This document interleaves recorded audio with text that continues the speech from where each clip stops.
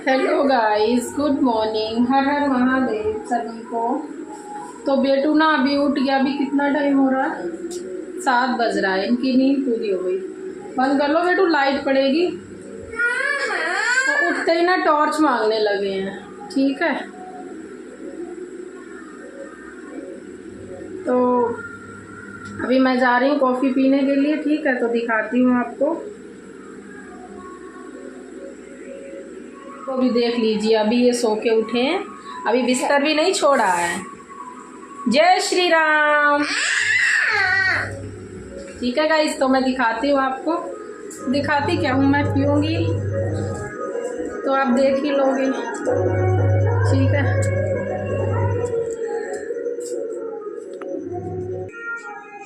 तो यहाँ पे ना कॉफ़ी गरम कर रही हूँ, क्योंकि ना दूध थोड़ा ही बचा था।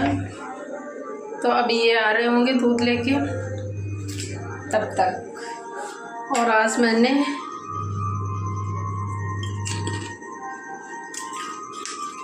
फिर से ये सब भून लिया है खाने के लिए।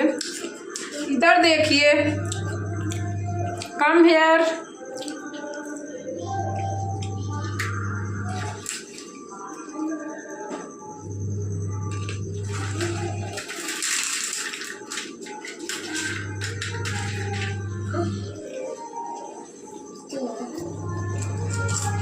दिखा दो इसको।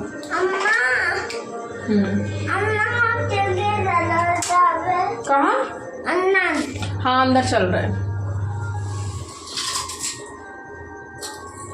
चलो चलो, आप चलो, मैं चल रही हूँ। चलो,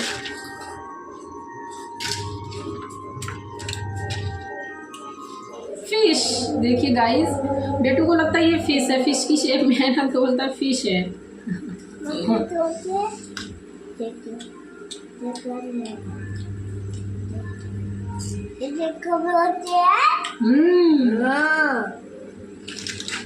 अब मुझे ना सबसे बेस्ट लगता है आलू का पापड़। ये वाला चिप्स से भी अच्छा लगता है। मुझे अच्छा लगता है पॉप्स, और बाबू को पॉप्स अच्छा लगता है। तो गाइस, अभी ना मेरा जो कॉफी मग था वो फूट गया है। बेटू ने फोड़ दिया है। बेटू ने नहीं, सॉरी, इनके डैडी से गिर गया, शायद पैर लग गया, क्योंकि मेरे सामने नहीं फूटा है। अब मुझे इनसे ही डर था कि ये फोड़ देंगे।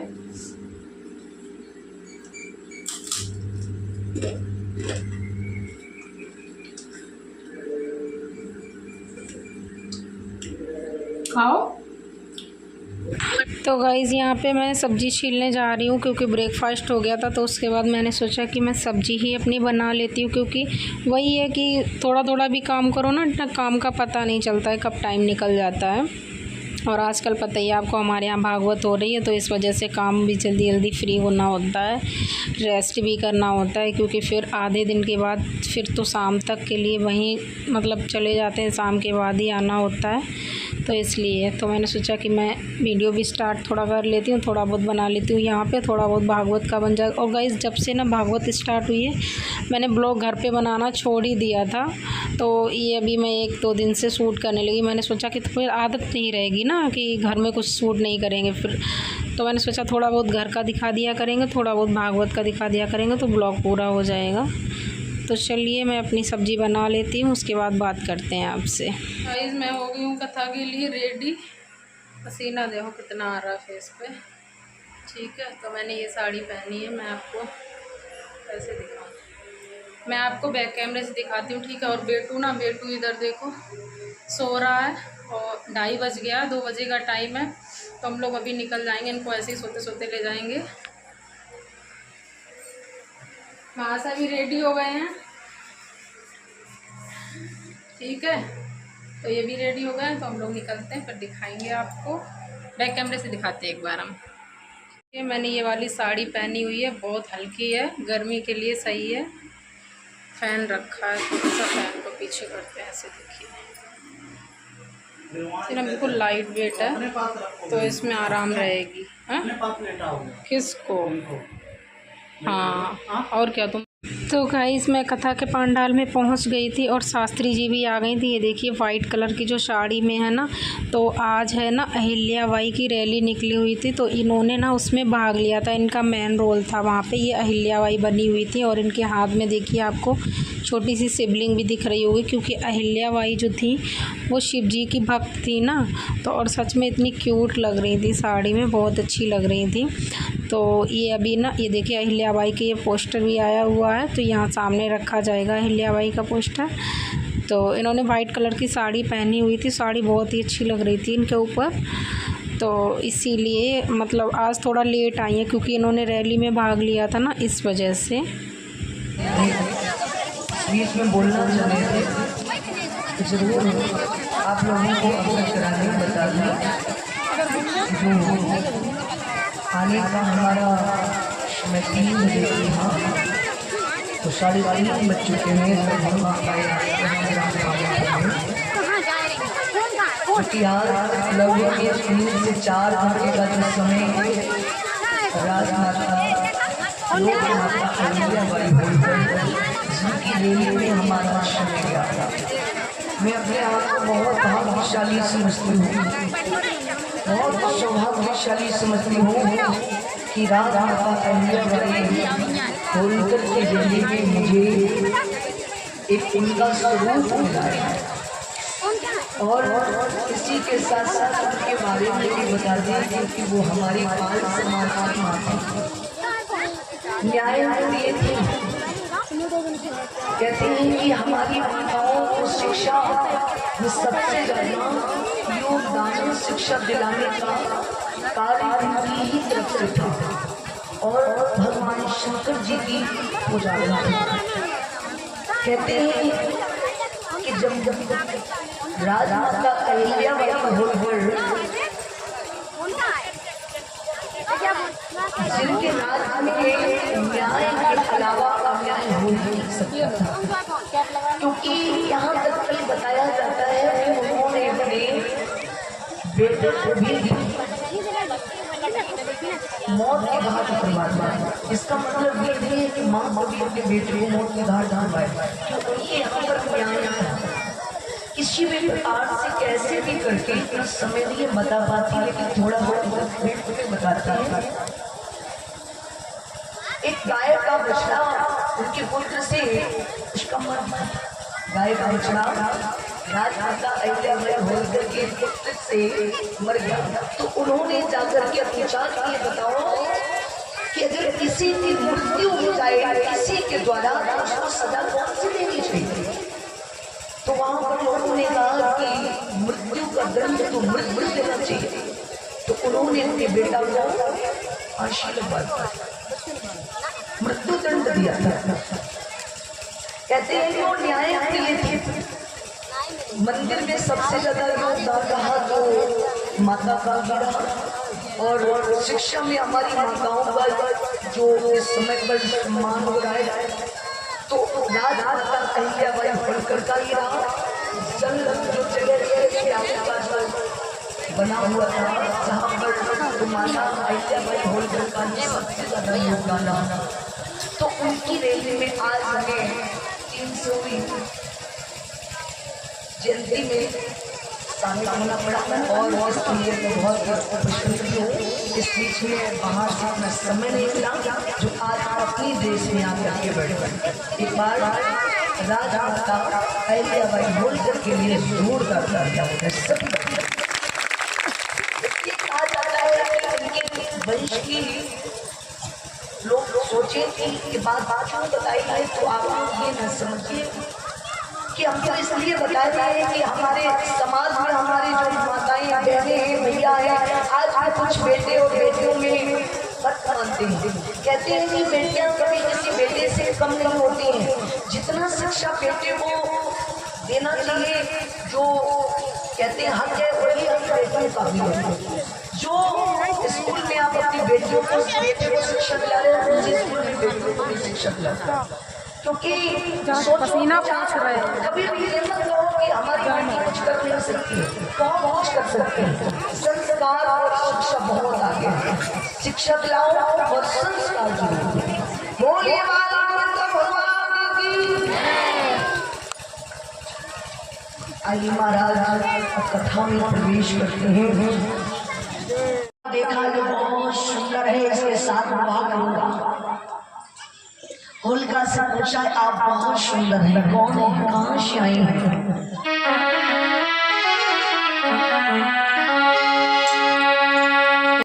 तो गाइस यहाँ पे ये अहिल्याबाई के बारे में पूरा बता रही थी और म्यूज़िक स्टार्ट कर दिया था, तो इसलिए मैंने वॉइस ओवर कर दी है।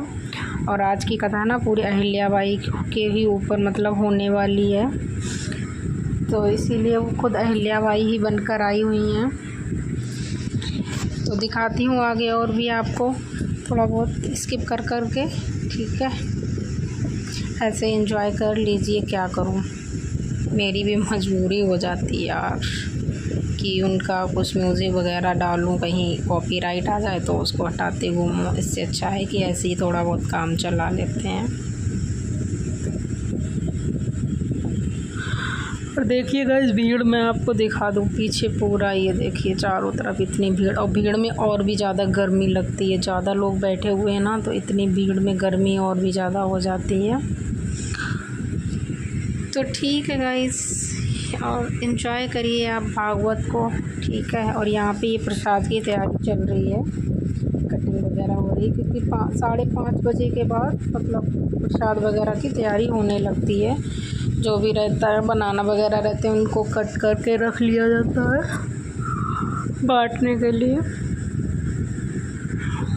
तो ठीक है, मैं और आगे दिखाती हूँ आपको, यहाँ का तो दिखा नहीं सकती। और गाइस चिमटा वाले भैया को देख लीजिए एक बार, ये देखो, ये देखो, ये ना ऐसे उछलते रहते हैं, इनको देख के बड़ी हंसी आती है।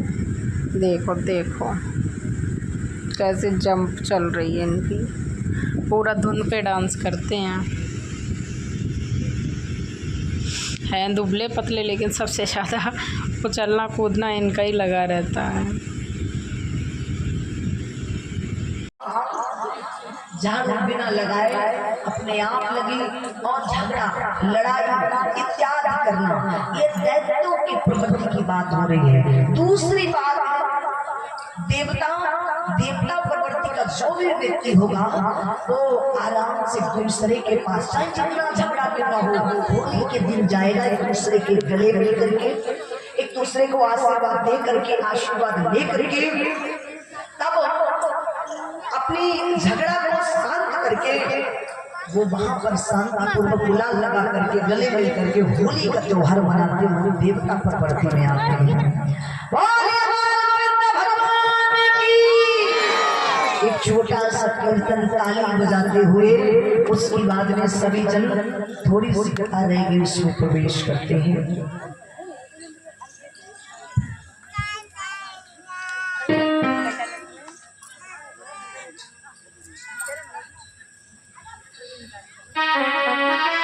बोलिए वृंदावन बिहारी लाल की। होलिका मर गई, होलिका मरने से हमारे सनातन धर्म में होली का त्योहार कभी से मनाते हैं। इधर हिरण्याकश्यप को पता चला कि हमारी बहन भी मर गई, उससे कुछ नहीं हुआ, तो हिरण्याकश्यप ने अपने आंगन में लोहे के खंभ जिनके नीचे अंगार दबाया, जो लोहे के खंभ थे वो लाल हो गए। प्रहलाद को बुलाया और जवाब दिया, ये खंभ को पकड़।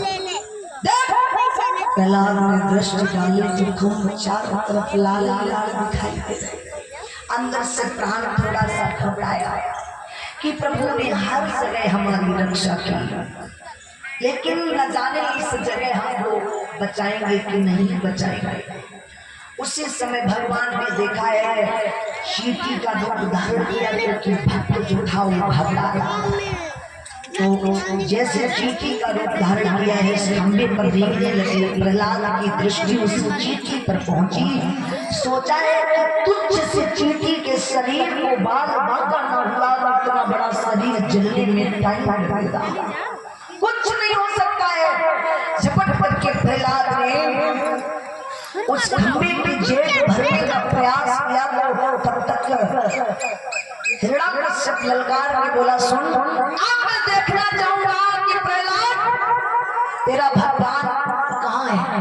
तो प्रहलाद खंभ को जेब भरने से पहले बोले, पिताजी अगर भगवान की आपको अजमाइश करनी है, भगवान का प्रैक्टिकल प्रमाण लेना है तो सुनो,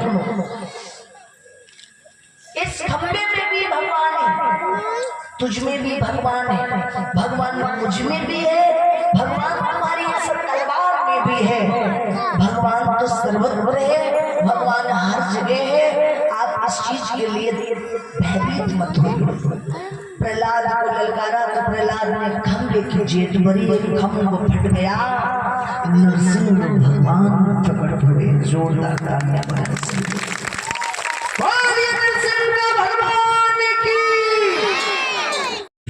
तो गाइज़ यहाँ पे ना डांस शुरू हो गया, तो डांस के बाद सीधे आरती होगी, उसके बाद कथा का समाप्त हो जाएगी, फिर अगले दिन रहेगी। तो इसलिए यहाँ पे डांस हो रहा है, मैं आपको दिखा दूँ। म्यूज़िक तो मैं दिखा नहीं सकती, बाकी ये सारी लड़कियाँ ही हैं, कुछ मैरिड है कुछ अनमैरिड। अनमैरिड ज़्यादा है, मैरिड 2-3 हैं, बाकी सारी अनमैरिड ही हैं। तो ये डांस कर रही हैं, तो देख लीजिएगा इस हमारे गांव का डांस। आपको कैसा लग रहा कमेंट में ज़रूर बताना, ठीक है। और इसके बाद आरती के बाद प्रसाद मिलेगा, उसके बाद बस ख़त्म। तो मैं आपको आरती तो दिखा चुकी हूँ एक बार। अब आरती में वही रहता है, गाना वगैरह चलता है तो वो मैं दिखाती नहीं हूँ, ठीक है। तो गाइस घर आकर ना मैं भूल ही गई थी, इतनी थकावट आ गई थी, तो मैंने कपड़े चेंज कर दिए थे। वीडियो का एंड नहीं किया, तो मैं यही पे कर देती हूँ। अगर आपको मेरा वीडियो अच्छा लगे तो लाइक शेयर एंड सब्सक्राइब करना। मिलते हैं नेक्स्ट